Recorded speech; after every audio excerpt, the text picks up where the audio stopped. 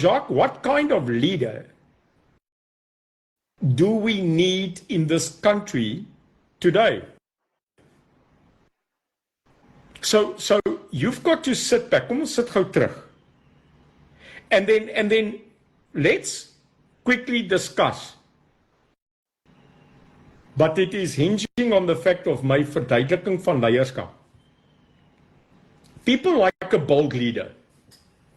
They like a strong leader, Jacques. They like a person that doesn't mince words. They like a person that calls it straight. And they like a person that takes a decision no matter if that decision is right or wrong. Hulle hou van 'n leier wat 'n sterk man is wat sê ja. En dis die verskil tussen 'n lafhartige leier en 'n vooraanstaande leier is dat 'n vooraanstaande leier staan by sy besluite. Al val hy. Ons het baie van daai leiers gehad.